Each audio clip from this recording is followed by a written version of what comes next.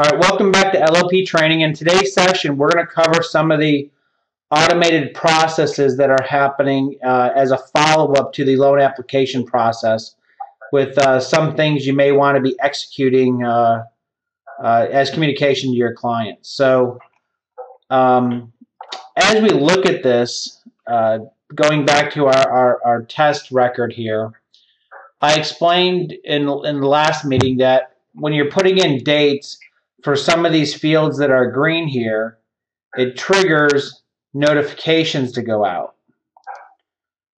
Now, based on some of these notifications that go out, the system looks to make sure that the base set of data is included in the system so that when the message goes out, it goes out with all the data pertaining to the transaction. So I want to show you an example of what we've done in the system to kind of lock things down, where I kind of track some of the messages that are not going out and what it does. So, for example, if we were to try to execute a process here, and let's say in the appraisal title tab, some of these fields are not filled in, like do we need a survey, or is there an escrow waiver, or is there an interest credit? Okay. If we were to execute a process on this file, all right, let's just say that we were going to send out the closing instructions and let everyone know we sent out the closing instructions. Well, what's going to happen is, since I put a date in here, throughout the day, the system is searching for these dates to be filled in. Once these dates are filled in, okay, it looks for that process to run. And if you look here, we have the loan pre-closing notifications process that's just sitting there waiting for that date to be filled in. Well, once this date is filled in, and I'm just going to go ahead and execute the processes. Okay. It just picked up the process, and right now it's going to send out some of the notices. Okay. Now, what it's doing here is when I get the email coming in, I can already tell by the reference line over here, it's telling me there's a training opportunity because some of the fields aren't filled in. So in about 3 or 4 minutes, I'm going to have a message in my inbox telling me that the notifications haven't gone out. And just to show you what these look like is, if I look at this, pre-closing notices for Barbara Jones on Vincent Willingham have not been filled out. Now, this is totally unrehearsed and I didn't prepare for this, but I'm going to show you.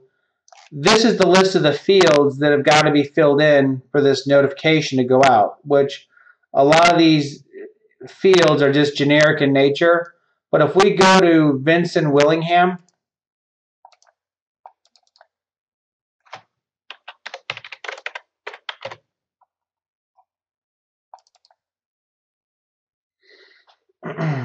and as I'm opening up this client contact record, my guess is that some of the fields in the appraisal title are not completed. And as I'm looking here, I can see that order survey is not completed. So I'm just going to put no.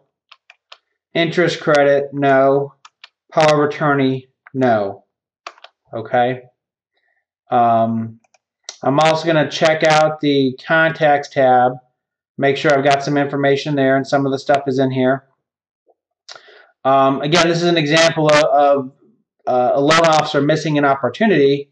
If we look here, Barbara never put in the listing agent's name or email address or fax number, so guess what?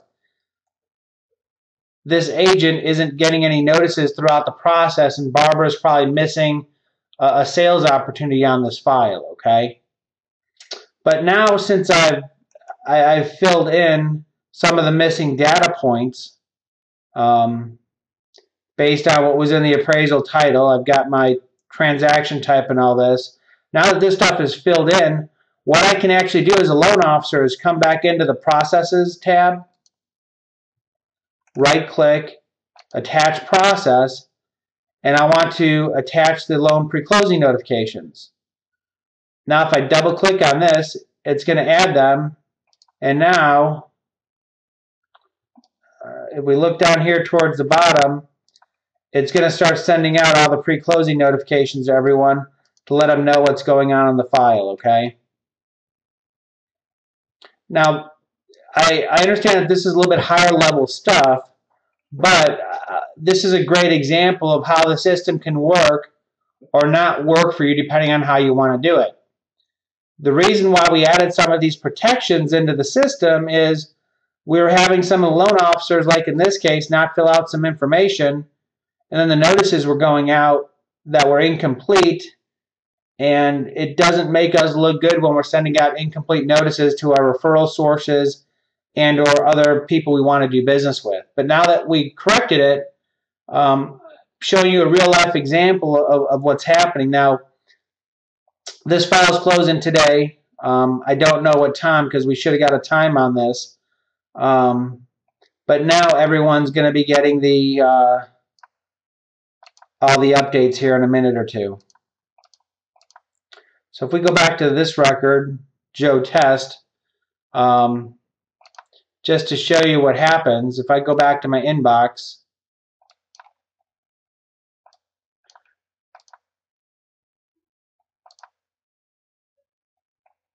see if it's here yet.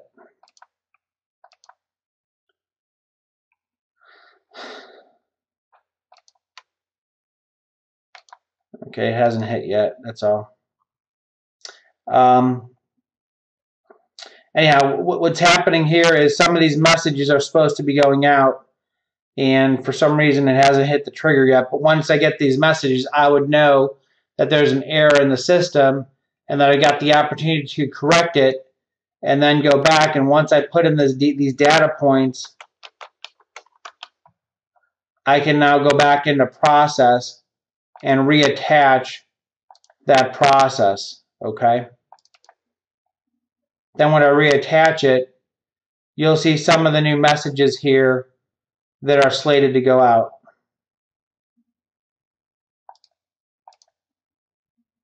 Does that make sense? Randy? Yes, that makes sense. Philip? Okay. Yeah, it's sort of, yeah. Okay. Now, as you're in the process of working with a client and doing a loan, and you can see kind of the overview of the whole loan file here with where things are at and what things are happening, we've set up a couple processes to help everyone where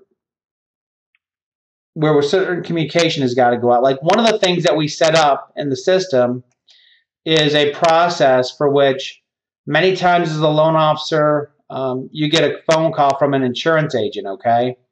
And many times the insurance agent is looking for a mortgagee clause on a client.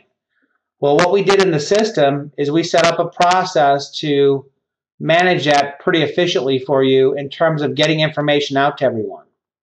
And what the process is let's say you get a phone call from an insurance agent. Well, you can come in here and let's just go down here to insurance agent and get the insurance name.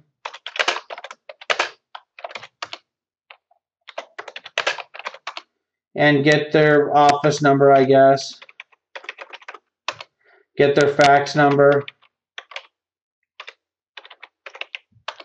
And get their email address.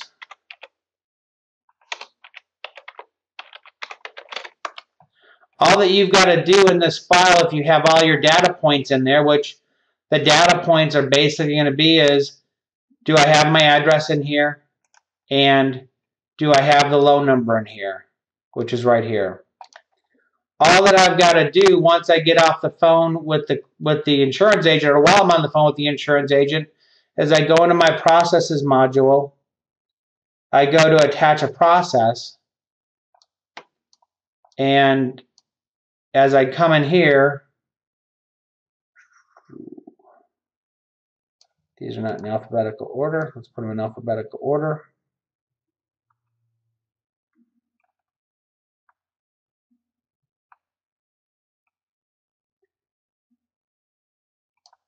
home insurance mortgagee information.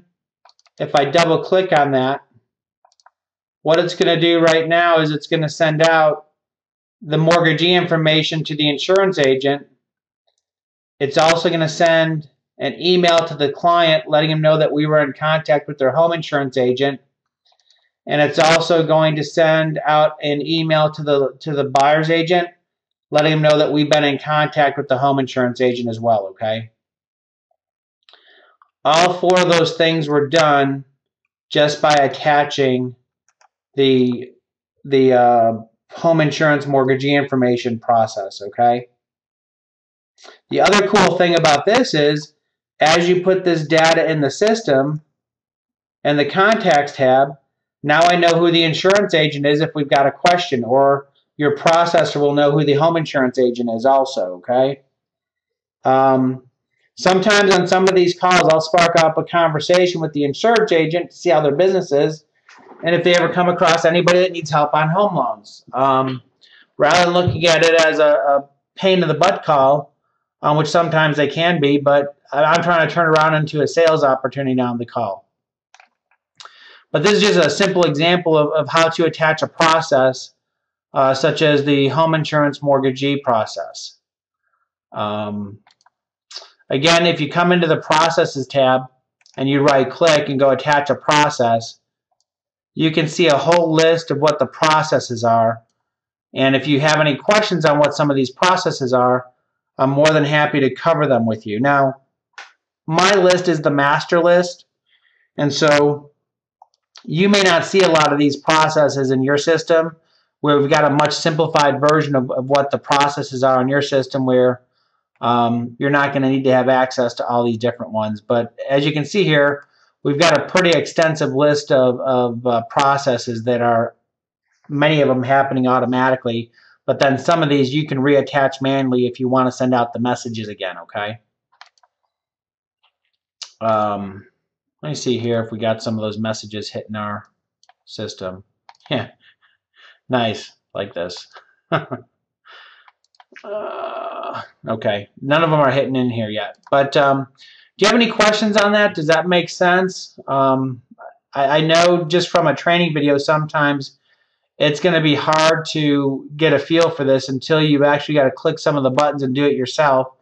So one of the things too is, as you're working in the system, if you've got questions on this, I can remote into your system pretty quickly to help you with some of this and attach the process and work with you on how this works. So if there's no questions, we'll go ahead and conclude this session as we reviewed some of the attaching processes and attaching processes maybe that had run with an error message.